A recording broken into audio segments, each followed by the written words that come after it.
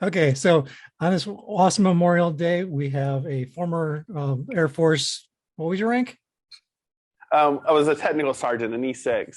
Former technical sergeant Brian Margavich, who is also the modern day lighthouse keeper at Pensacola Lighthouse. Hello, sir. Hey, how are you? I'm doing great. How's your day going so far?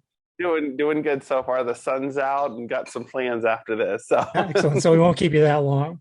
So for for sure, for sure. so for people who don't know you, let's get a little background. Where are you from originally? So I'm originally from a balance of North Georgia and up in Ohio along the Lake Erie coast. So, I mean, most of my childhood was in Georgia. I graduated from high school there, but we also got family up in Ohio and Michigan for that matter. Okay. During that time, was there any event that took you to a lighthouse? Was there anything that came up in your history there where you were like out visiting something, or did your passion for lighthouses come much later in life? No, it came very early. When I was 5, sometime around that 1985 time, my dad had some work to do in Savannah, Georgia. So we drove 4 hours down to the Georgia coast. While he was in Savannah, my mom and I were down at St. Simon's, and that was my first lighthouse as a kid. So that started this whole thing off. Was there anything particular about that day that made you love lighthouses, or was it just the whole experience? I mean, the whole experience was awesome, but what really stuck out to me is I'm attracted to anything that lights up, and I really, really enjoyed it at nighttime, watching the light beams trace the horizon every 60 seconds at night. That's very cool. Yeah. So how long were you there for then? Um, well, so we lived in Georgia for about I guess about 9 or 10 years of my childhood, but yeah, we used to go down to that St. Simon's coastline. I mean, several times over that time frame. That was one of our favorite vacation spots. Okay, that makes more sense then. Okay. Well, because I was wondering like how you saw the light at night if you were only just there during the one day for the Well, tour. no, yeah, we stayed at a hotel that was on St. Simon's. The Seagate Inn, it was called. It actually doesn't exist anymore. It's been leveled and replaced by a condo. But I mean, Oof. this was an old school motel with a shuffleboard court and a pool. I mean, that was definitely one of those places that Chevy Chase would have taken his family to. That's that's exactly like when we came down here for the first time. We stayed, A1A. There's your little motel. Sorry, A1A shuffleboard, shuffleboard court, hotel, pool, beach, ocean. And I was like, wow, this place is Yeah. awesome. Yeah, exactly. I mean, it was cheap. I mean, it was cheap to stay there, and nothing cost extra once you were there. Mhm. Nothing like today. Yeah, exactly. So, what took you to the Air Force? So the Air Force was a decision. Basically, my dad gave me two options when I graduated high school. I either to stay at home, I either had to be in school and do well, or I mean, basically one option, or had to move out and do my own thing. So I was going to community college for a couple semesters and just had no idea what I wanted to be when I grew up. I never had an answer to that question. In fact, the answer that I always had was to be a lighthouse keeper, and the guidance counselors would tell me to pick a real career. I can't do that anymore. So I was always back to the drawing board. So went to community college for a couple semesters, wasn't doing overly great. And my dad was like, well, hey man, what do you want to do? So luckily I had an honest recruiter, because I didn't have anybody still living in my family that had recently been in to get, ideas from. So, went in kind of blind, took the ASVAB test, knocked the electronics portion out of the water, and then ended up being an IT guy based on that. So it wasn't a bad gig. It's funny that you say it because most people they hear Air Force and myself automatically was, oh, so you want to become a pilot? Right, right. And I mean, for 20 years, every time I told somebody that I was in the Air Force, they're like, "Oh, wow, cool. What kind of plane did you fly?" And I would always have to tell them, like, go to the airport, especially the Atlanta airport where we were closest to it. I mean, there's one guy that's piloting that plane, maybe two, obviously, but then I mean, the rest of the people that make all that flight possible, people don't even think about how your luggage gets there. Who fixes the computer system that lets you buy your tickets or controls the cockpit. I mean, there's a lot of different things that people don't think about behind the scenes. Absolutely. So while you were in the Air Force, did you get time to volunteer at lighthouses, doing work or anything like that? So, I mean, not intentionally, but yeah, I mean, it started almost immediately. We were stationed at Keesler Air Force Base in Biloxi. that's normally a training base. So enlisted people go through basic training in Texas, and then they go to Keesler as one of 5 or 6 different bases where they learn technical skills that they'll do for their normal jobs in the military. But for us, we immediately finished our tech school and got our orders to go to the comm squadron that was on that same base. So most people leave and go all over the world, and we stay right in Mississippi at the 81st Comm Squadron. But the cool thing was in Biloxi, we had the Biloxi Lighthouse. And if you're not familiar, I mean, it's a little 62-foot cast iron lighthouse, sits in the middle of a 4-lane highway, and people think it's a tourist trap. And the thing is it hasn't moved. It's been there since 1848. But back when we were there in the late 90s, it was only open by appointment. So we made a small talk with the lady that came and let us in. And she said that, she wanted to have it open. The city wanted to have it open. They own it, but they just didn't have the manpower. So my girlfriend at the time and I, got involved almost immediately on weekends, giving tours. And that turned into cleaning the 5th order Fresnel lens that they had at the top. I was up there one day and just noticed it was dirty and hadn't been cleaned in a while. And I don't know, one thing kind of led to another, and it built my confidence to then reach out to other lighthouses that we had been to even previously to get involved in them too. So how long were you volunteering there then? So the Biloxi Lighthouse specifically, both times we were stationed there was a total of 11 years. Oh, wow. Okay. And in fact, the cool thing about that is the mayor, when we PCS'd out of there in 2017, actually invited our whole family to City Hall and proclaimed a day, January 3rd of 2017 as Margavich Day in the city of Biloxi. Oh, that's awesome. So I actually just got the thing framed. We had it thumbtacked to the wall, but now that we're done moving and the military movers are done breaking our stuff, I had it professionally framed. But it was really neat though, because we thought we were just going to hand the keys back and kind of roll out. And I had no idea right after Christmas when they invited us to city council that's what they were planning. That's fantastic. It was neat. Yeah, that's really cool. So how many other lighthouses have you done work at? We've done work at 5 of them so far. So Biloxi, Pensacola, St. Simons, Oak Island in North Carolina, and Cape San Blas. And Cape San Blas was kind of a surprise because we were there for a Florida Lighthouse Association meeting, and we were being given a night tour. And I asked the director what time the beacon came on, and she looks up and she shakes her head and she's like, "That thing hasn't worked in a couple of years." And so I asked her what was wrong with it. And long story short, they're a private aid to navigation, and the lamp changer device inside the light had failed that the Coast Guard gave them.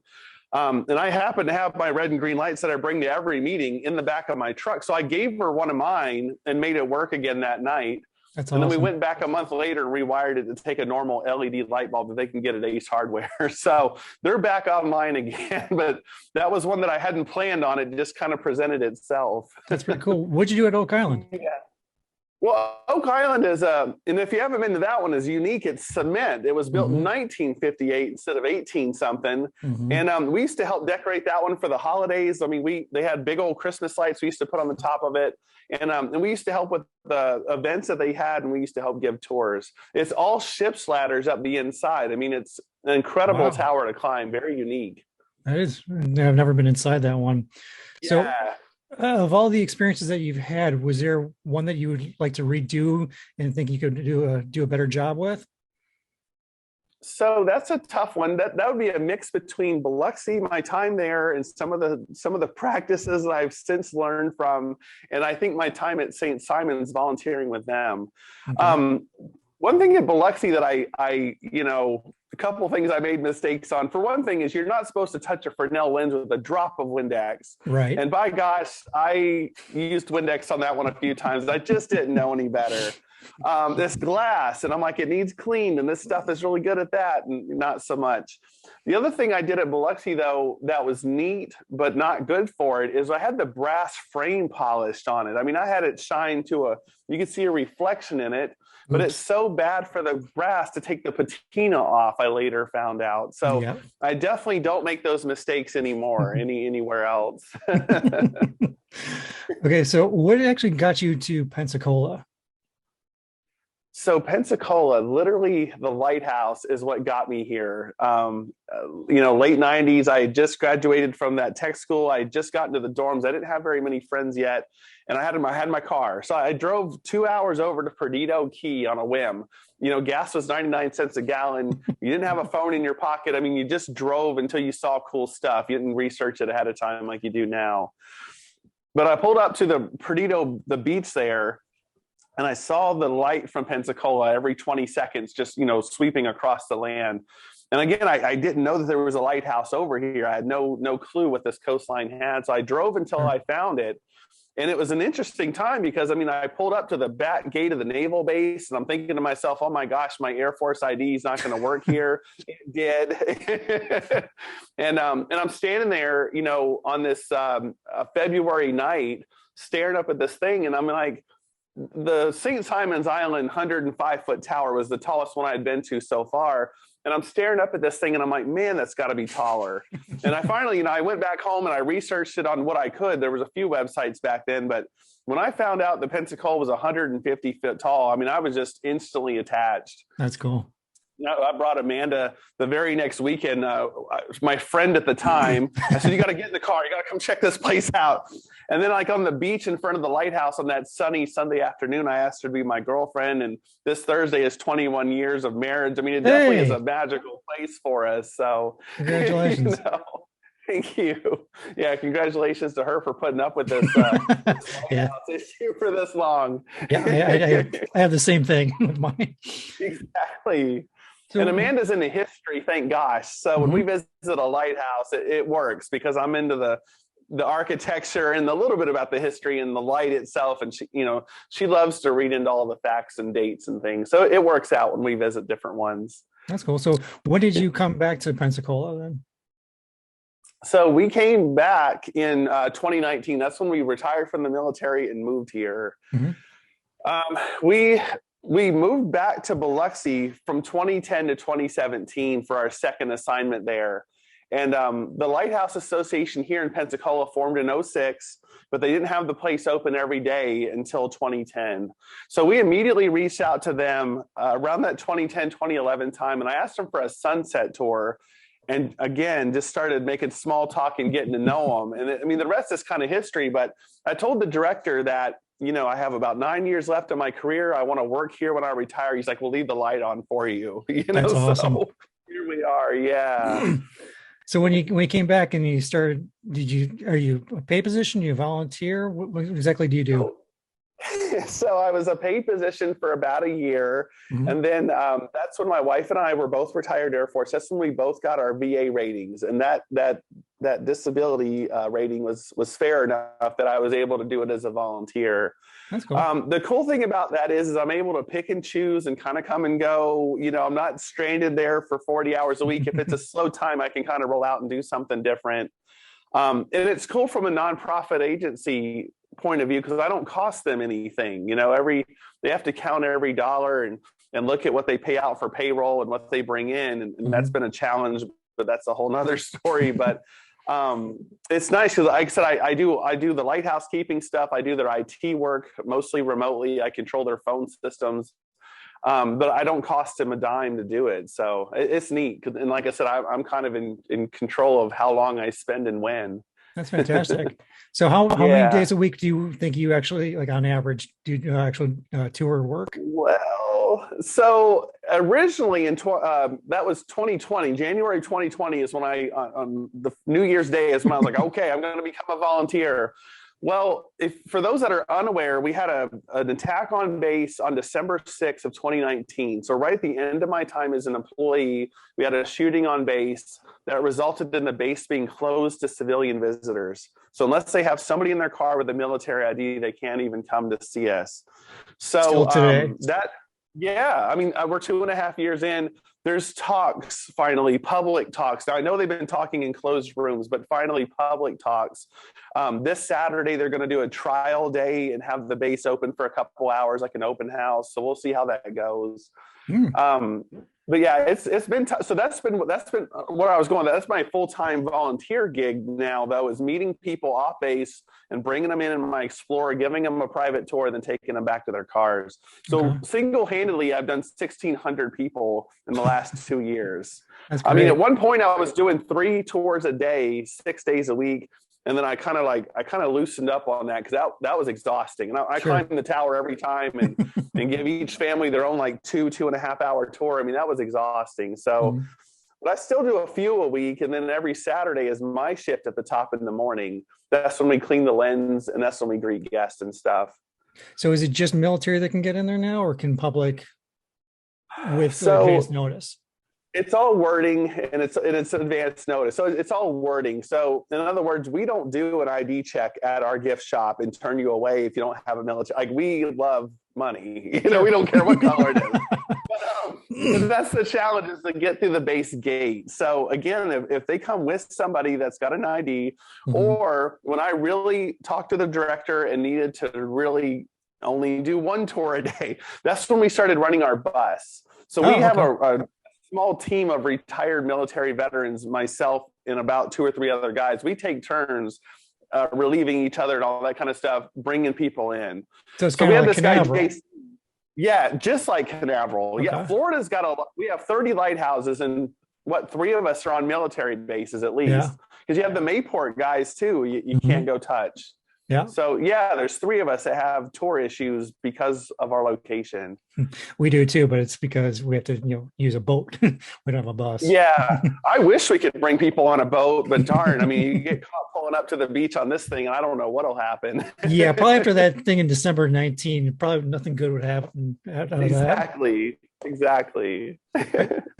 When you arrived there, was everything in good condition, or was there major projects that had to be done? So no, in 2019, it was a perfect time to arrive here. So again, Amanda and I have been visiting since February of 2000.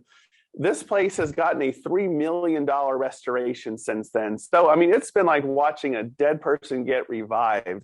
It's really been a neat thing to watch. Where'd that money come from? Well, it came from grants, and it comes from admission and gift shop sales. John takes that, combines it with Florida Lighthouse Association grants, combines it with state grants. I mean, he's a magician as far as making things match and meet to make that exponentially be $3 million. But wow, I'm telling you, it was in such bad shape in 2000. I could tell that first night in the night sky that the paint, it looked like camouflage. Really? I mean, it just was in bad shape back then. Yeah. Jeez. So, I mean, it's been completely restored. I mean, they even replaced the spindles on the balcony because there were some that were missing pieces from being under attack of salt air all the time. We had 10 spiral stairs of our 177 that had plywood on them. They got broken from the Coast Guard removing the grandfather clock mechanism in 1965. They let that 100-pound weight just free fall, and it broke through 10 stairs, like whatever were lined up with each other. And then they just put plywood over the top and said, okay, nothing to see here. So she was in pretty bad shape when we first saw her. But now, I mean, in 2019, like I said, Kurt Fosberg had already done the lens restoration. I mean, it was in really, really good shape. Mm-hmm. I can't believe you had the clockwork there till 69. I mean, I wish we still had it now, even in the museum, just to show people what it looks like. I mean, Absolutely. It's just... There was no sense of preservation. In fact, when I read through our stuff, in 1980, the keeper's quarters, duplex house, and all the other buildings had been slated for demolition. Ooh. We've named our keeper's quarters museum the Richard Callaway. Mr. Callaway, he's still with us. He was one of the original founders of the Pensacola Lighthouse Association, and he was an historian back in those days for the base, and he fought them and won to keep those buildings. Thank goodness. Wow, fantastic. I mean, Canaveral tells us a story. I mean, you can build replicas, but it's just not the same. Right. Right. It's close, but not the same. So how much of your station is complete? So we have all of our buildings except for the wash house. That's the one building we're missing. That was located off the corner of the front porch. And it was roughly the size of our oil shed, but it was wood instead of brick. And it had the tin tubs where they did all their laundry back in the day. We're currently making plans to rebuild that with some other plans. And what we want to do, though, is that's going to be next. And we're going to put virtual reality in there. And that way, when we get various guests that can't climb the tower for whatever reason, they can go in there and put on virtual reality goggles and see a view from the top. That's fantastic. Because right now, that's just not possible. Yeah, I agree. I can't wait to have that for people. That's a really great idea. Any idea when that's going to happen? So we had a really nice site plan drawn up by a professional company in early 2019, and we were all very excited about it. Unfortunately, the shooting has slowed us down because, again, our visitation dropped by about 80%. So we're holding on as much as the public is, waiting for those gates to reopen so we can have just have our visitation back. I mean, we all love to share our story and the lighthouse story in general. But specifically, though, from a business standpoint, we need their support as well to help us with some of the buildings. Yeah, that's a great idea. When you talk about just the view, are you going to also like do like a virtual tour, like walking in, looking up, and getting to go up the stairs, or just the view from the top? I think just the view from the top for now. Okay. But I also have heard talk from the Florida Lighthouse Association. They approved a grant for all the light stations remaining in Florida to have 3D scans of their stations done. Okay. Places like, we have a rebuilt St. George Island, but it would have been really cool to have a scan of the original that fell into the Gulf. True. Or Egmont Key is eroding really badly. We don't know, we can't take for granted that it'll stand forever. Things like that. And just to have a snapshot of what it is today would be really cool from those scans. Mm-hmm. And I'm sure that could be converted into a 3D tour as well. That'd be fantastic. Yeah, for the people who can't climb up. Because I had a lady last year that messaged into the Lighthouse's Facebook page, and that's how I arrange most of my civilian tours, but she was wheelchair bound. And I was honest with her. I said, ma'am, I'll try my hardest to make this, as educational as I can for you, but I don't know, so. Sure. But she was really happy to just be there. Her husband and I rolled her in so she could see the stairs, and took her through the first floor of the house. I mean, she was happy to just be there, but that'll be the cherry on the sundae for folks like her. Absolutely. And little kids too. If they're not 44 inches, they can't climb. We have a lot of nuclear meltdowns in the gift shop when they find out they're not tall enough, so that'll be good for children of all ages. Absolutely.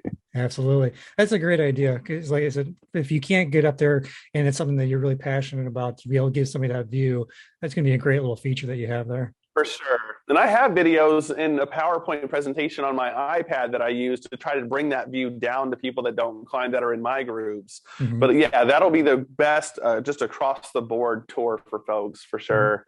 Because I can't be there every time the door is unlocked. The director and I laugh about that. I mean, I would like to, but gosh, unless you live in the house right there, there's just no way to, and with your own family, there's just no way to do that. No, there isn't. So when I'm not there, we got to get the story told in other ways. Do you have any other major or any projects that you want to get done in your time? I mean, personally, at this point, I guess in my time, I'm hoping that my time is another several years, because I'm not planning on moving until it's to the cemetery or the old folks home. But, at this point, my biggest goal, I guess, is preservation of what's been done. And like the top of the tower is my passion. I mean, the lens itself, I love Fresnel lenses, and especially us having a first order. It's one of only 13 in the country still and use that size. But I want to document it is my next goal. There's a lot of chips and things out of it.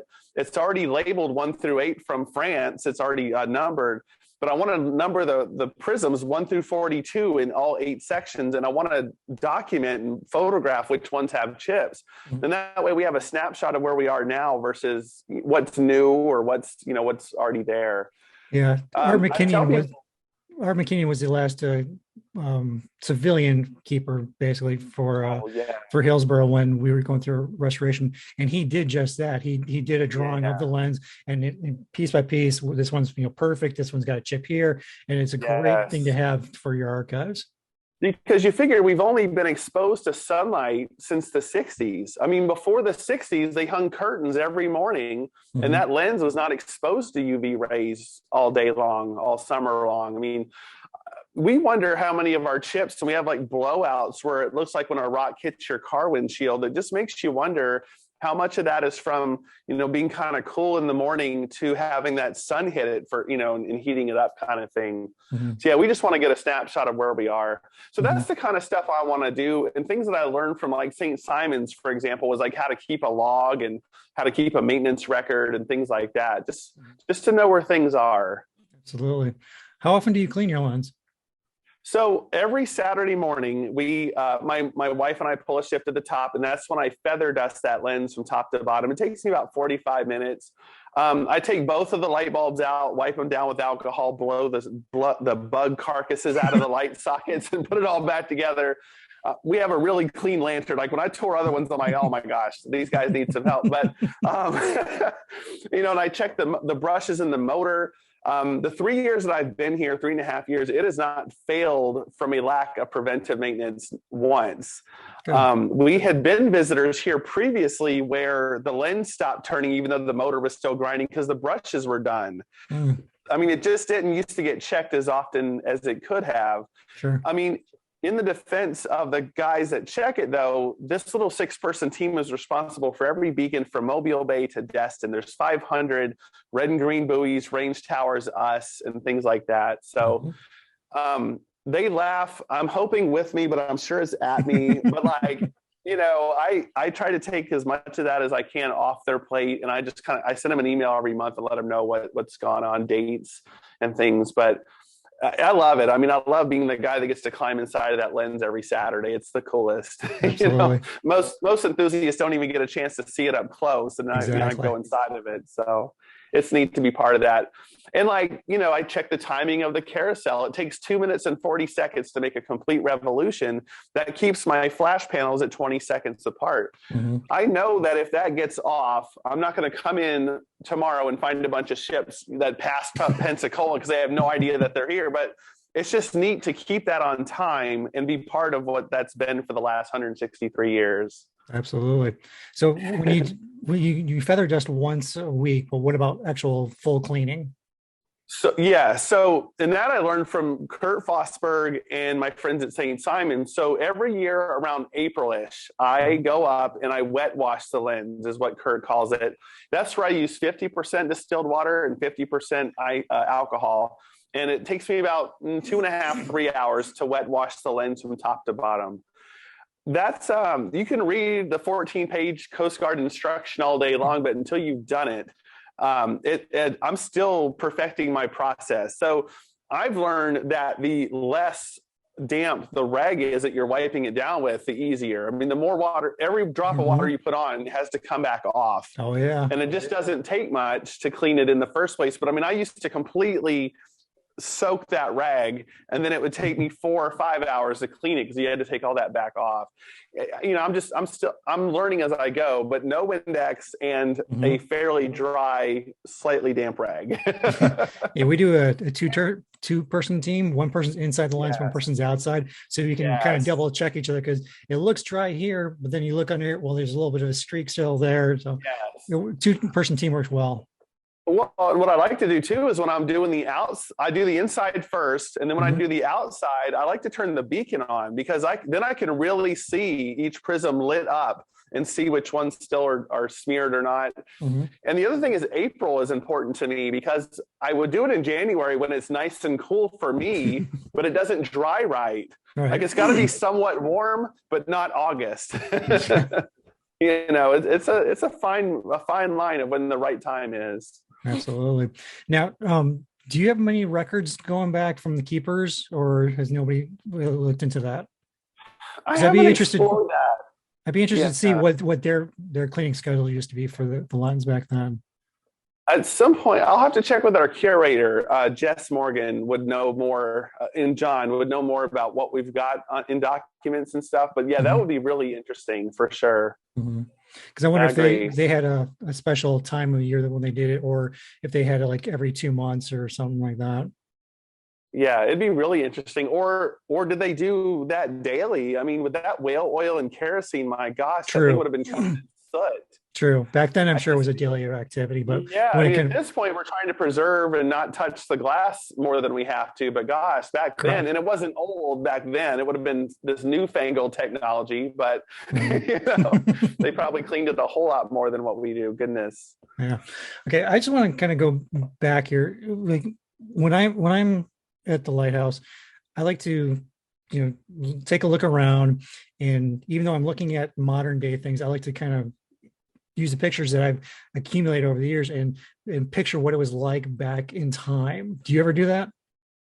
Oh, I do that. I mean, not only here, but I mean, a lot of lighthouses I visit. I love to look at old pictures, but specifically here, we used to have different screened-in porches that extended off of different parts of the house. But when I take that picture and look, there's a scar on the side of the brick where that was painted, but not quite like you can still tell where that porch line was. That's cool. Um, and that's more recent times. The coolest scar we have is from Fort Pickens hitting us with cannonballs in 1861. Yeah, so we were, everybody thinks about this as a peaceful, beautiful place. We were lit on New Year's Day, 1859, but already in March of 61, they ordered the keeper to extinguish the lamp, and they took Humpty Dumpty, I call it. They took the lens apart 10 feet wide, hauled it, shifted down, and put it up in Montgomery, Alabama for the Civil War. Okay. So that was in March. And then in November of 61, the Confederates at the lighthouse had a gun and battery, and they got into a 2-day tiff with Fort Pickens, which is a mile and a half across the bay as the seagull flies. Well, they hit us with cannonballs at least 3 times. Wow. And you can tell that we have a picture that showed two holes, one in the workroom and one in the tower. But that one in the workroom, I can tell where that scar is. I mean, that's definitely been repaired, and it doesn't Wow. exactly match. So yeah, I love to look at things like that and see where history lines up. That's I used that's to really hate cool. history class. I always hated history class because it was just memorization for the test. But when I can touch it and see it, it's all a different story. Absolutely, gives you a whole different perspective on things. Yeah, for sure. All right, so I just want to go on a little different path here, get away Yeah. from Pensacola a little bit. How many lighthouses have you been to? So I've been to 102 so far. With Nice. COVID, I was stuck at 99. And then with the Florida Lighthouse Association this year, we just got back from visiting Port Boca Grande, and Gasparilla Island on the same little spot. And we had our meeting in February at Cedar Key. So Mhm. those are three new ones I hadn't seen yet. Of all the ones you've been to, what would you say is your favorite? That's a trick question. Like St. Simon's probably my favorite just because it was my first. But they all end up having a special place. Biloxi was our spot for 11 years, and that's where Amanda and I had our wedding ceremony on June 2nd back in 2001. I mean that How they've did all you do got their that? special place. How did you do that when there's two lanes of road going on either side? I mean, she bought like a non-sale prom dress for one. It didn't have a big old train, and it helped keep the guest list this short. We only had our parents, the best man, and my brother, and I mean just a couple of people. And then we went to Shoney's afterwards. It was a very cheap day. So, but where was the ceremony held? Because I mean, you got two lanes of road going right by the No, it lighthouse. was held in the lens room of the lighthouse. I mean, Come on. I've got pictures of the Protestant chaplain. Now we're Catholic, but the Catholic priest would only do it in the church, in Oh, the wow. sanctuary. And I said, "Okay, Father, I'll be back next week to have you bless it, This but is I'm my going to have sanctuary. exactly." So yeah, I mean, the fifth order lens is centered in the room, and the preacher had his Bible opened up on the little service shelf that was in there, and I mean, we just kind of stood around and. You can hear my dad in the background of the wedding video ripping off paper towels and handing them to people for sweat rags. So it was hot, but we got through it. What time of And day I, was this? What it was at time? 9 o'clock in the morning. So Oh, it was at least geez. early, but Still. gosh. And it wasn't our first choice, and I hate to make it sound like that, but like St. Simon's would have been another choice, but they weren't to where they are now. They do ceremonies all over the grounds now, but that wasn't a bit available back in 2001. And Pensacola was only open 3 days a year, and we didn't know anybody, so that wasn't an option. So we did ours where we volunteered, and it worked out. Okay, so taking those other ones out of the equation, where you've been, what have you, which one would you say is the most interesting, and what do you have the most fun at? The most interesting, I guess, for uniqueness would have either been Sullivan's Island in South Carolina or Oak Island in North Carolina. I mean, they're both like the two newest ones that I can think of that weren't like replicas replacing something else. Sullivan's Island has an elevator for people, even though it was out of order the day that we got a private tour with the Coast Guard. So we still had to climb the see-through stairs.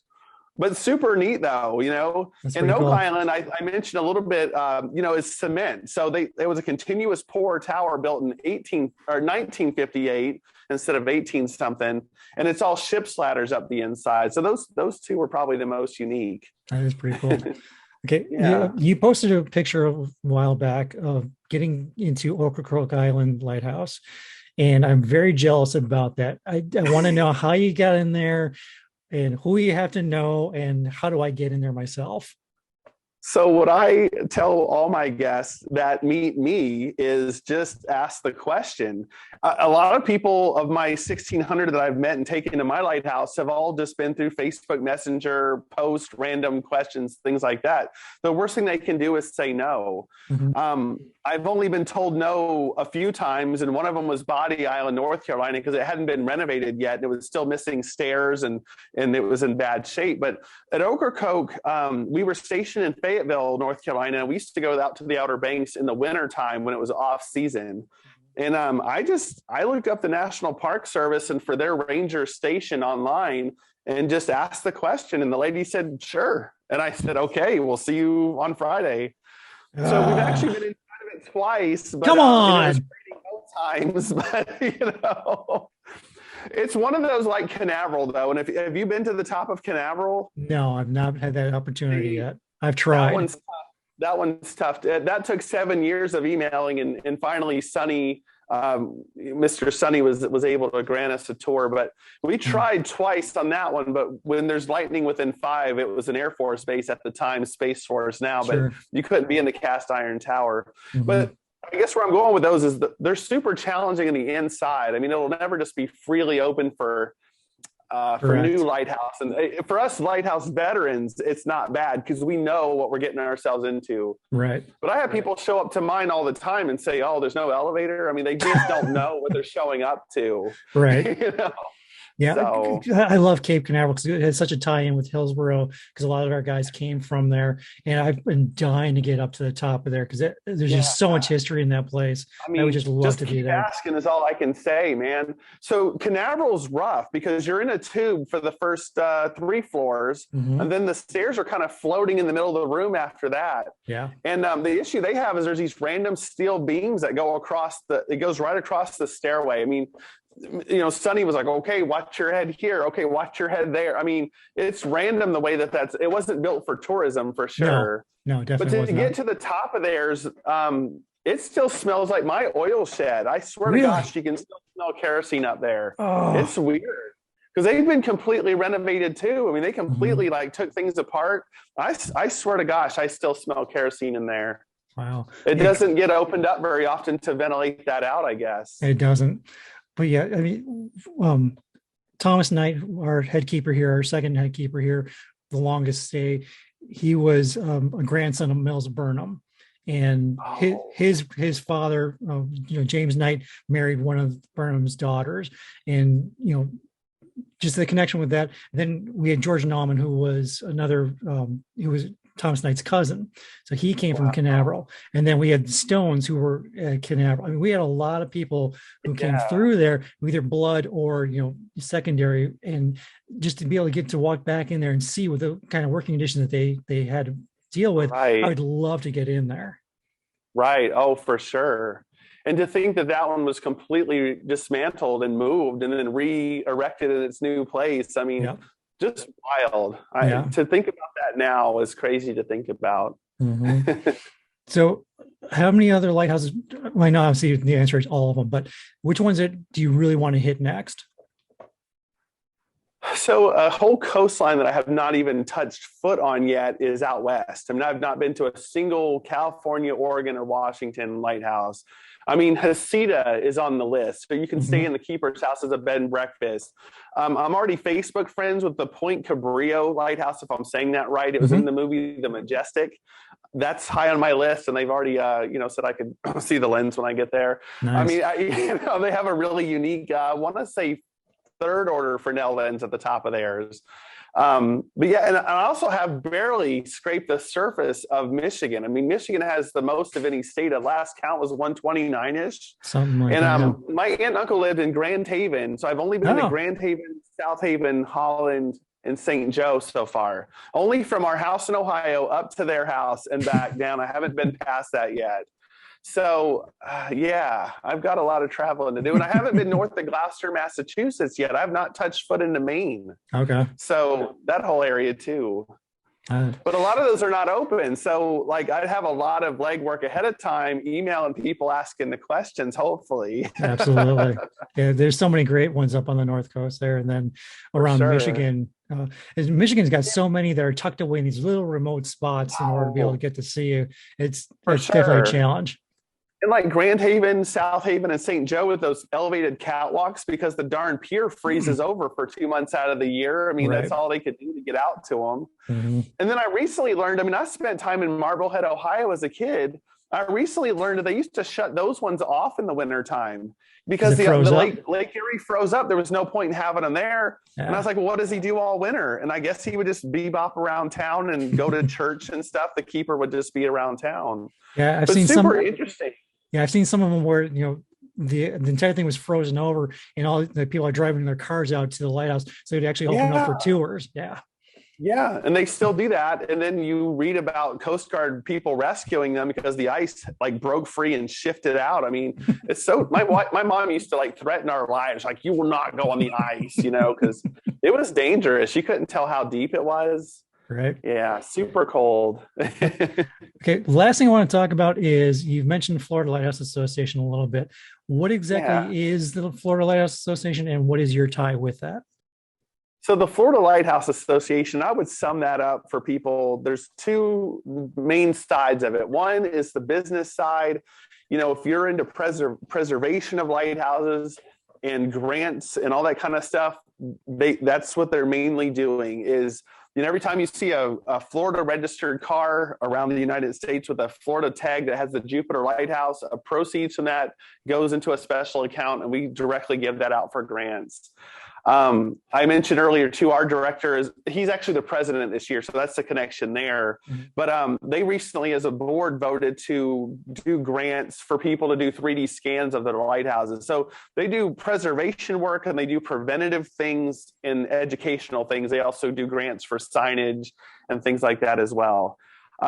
The other side of that, though, is for lighthouse enthusiasts. So we meet 3 times a year at 3 different Florida lighthouses, and we just kind of rotate through 29 of the 30 of them, give or take, minus the reflights. And we get private tours.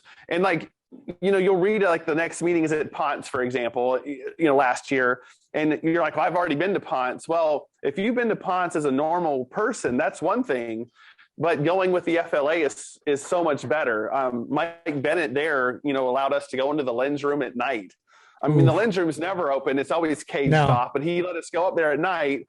And one step further than that is we're all trying to take a picture as the 5 light beams are rushing across the horizon. He's like, I got y'all. And he goes and flips the switch and the lens just stops. And then we get these real crisp pictures of the light beams frozen in time because Oh he's a man. private aid to navigation. He doesn't have to, schedule it with the Coast Guard. So, it's just neat, and you can be a normal, just a member.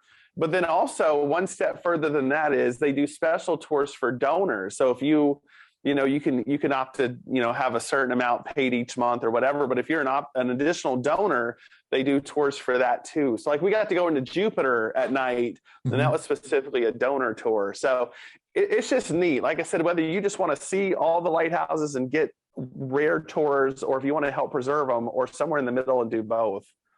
You know, What do maybe you live in Orlando and you can't pick one because they're all equally good. Well, that's a really good organization to kind of help all of them at once. and what do you do with them?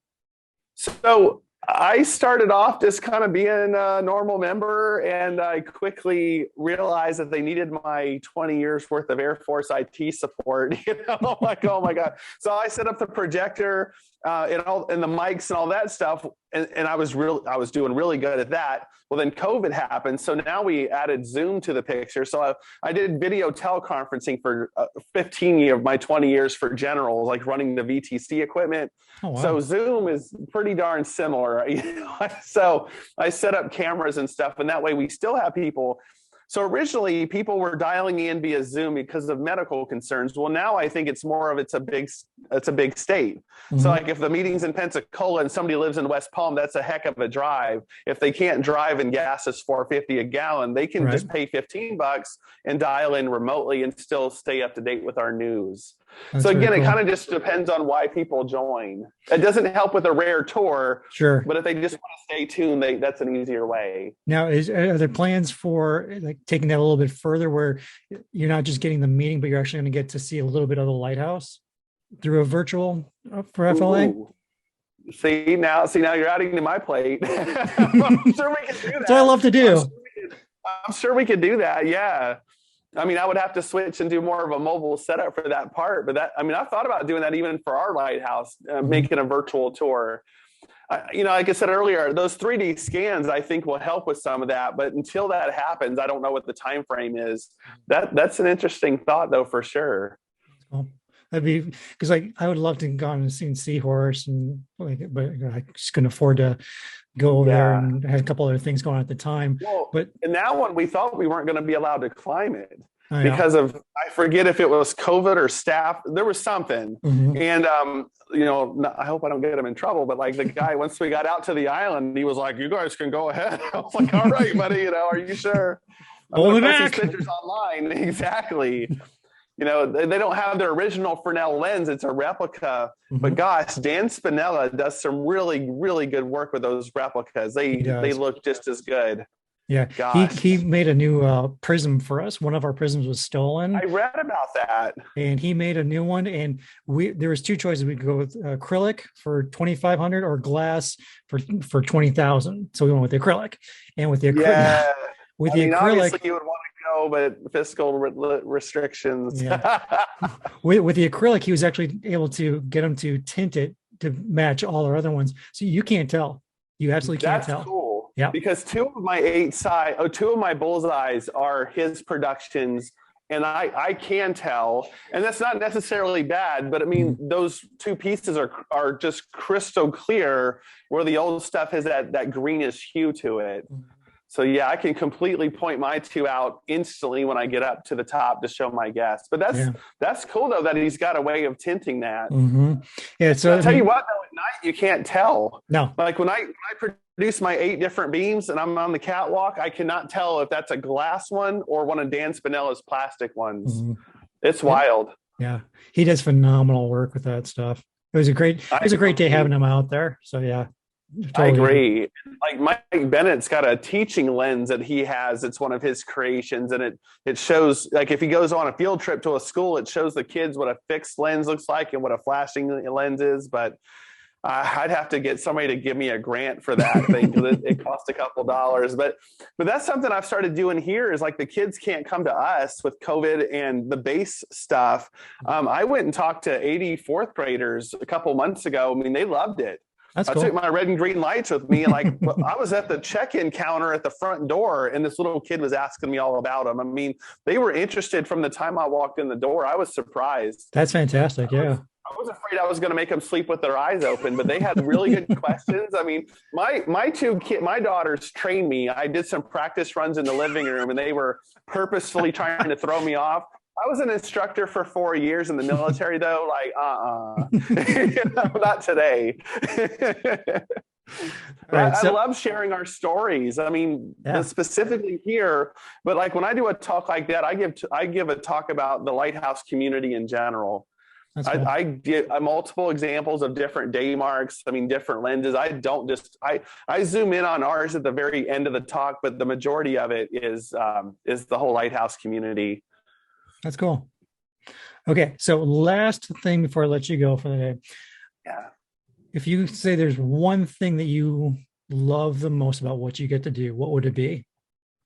So honestly, like it's like being 5 again, but climbing inside of that Fresnel lens is probably the coolest thing. Like I probably smile ear to ear every time I do it, because it's like, we didn't talk about it too much here, but like even my early trips to St. Simon's, I mean, normally the lens is caged off. You can't see through it. You kind of have to imagine what it's like in there. Right. But I mean, to climb inside of a 10-foot glass lens made up of 352 prisms is just the coolest thing. And it's so old.